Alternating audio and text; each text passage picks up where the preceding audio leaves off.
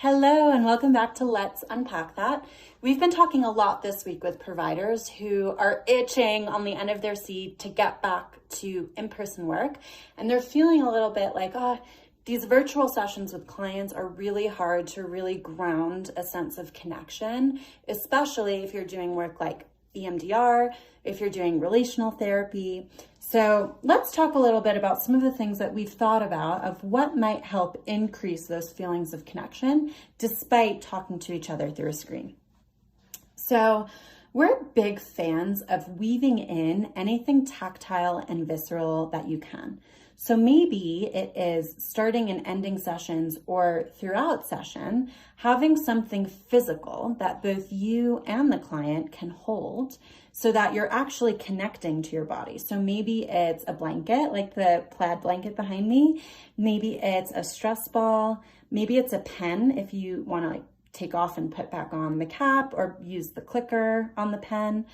And what that does is it gives you both something concrete and visceral to hold on to, even if it's not the same exact thing. So you are literally feeling the connection at the onset or outset or throughout the session.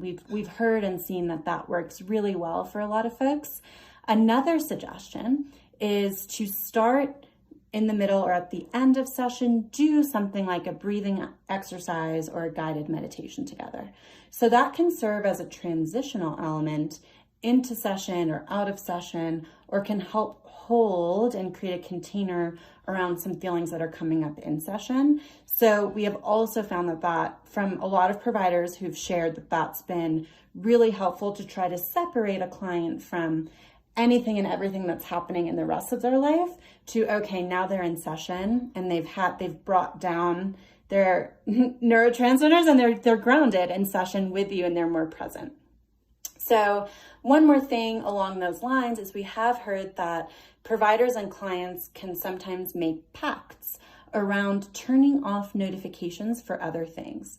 So this is especially relevant if you find that you're on a video or on a call with a client and you see their eyes kind of darting to, or you see them look at their phone, or they might even say, hold on, I just got a text message from ABCD, or hold on, my boss just wrote this. I think it's really important. I'll be right back.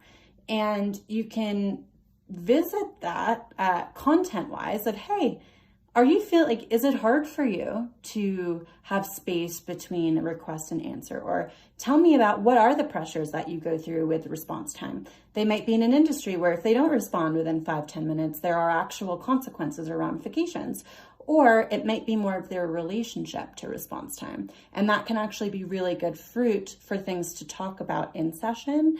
And if it's possible to do so, it might be worthwhile for sessions to be somewhat protected from those distractions. So you can make a pact for you as well. You might see the same email notifications, Slack notifications, text messages, for everyone to have sort of a we're here, we're present ground rules. And that is the last thing I'll say, is that some of these ground rules can be really helpful. And sometimes when we're in person, the provider has control over setting some of those ground rules. So maybe there's no eating or drinking in session, or maybe you would see if someone was on their technology, so it'd be more obvious. So that's not necessarily something you've talked about specifically or explicitly in the past. Now that things are virtual, you may want to visit that and have a conversation about what sort of ground rules you would propose that you would find helpful. And for the client as well, it may be a really special opportunity to hear from them. What kind of things would be helpful for them from you, or for the room or the virtual room that you've created together? So I hope that some of this perspective is helpful in refueling that sense of connection and relatedness despite talking to each other through phone or video or through a screen. If we have left anything out that you have found really helpful, please comment below. You never know who you're going to help. And if you think that this would be helpful for a colleague or a loved one, please tag them or share with them or write their name in the comments. Because again, you never know who you're going to help. And keep your eyes peeled for the question bubbles in our stories. Share anything and everything that is top of mind for you, so that next time we'll be back with answers in 5 minutes or less to unpack together. Sending you a lot of love and looking forward to seeing you soon. Bye.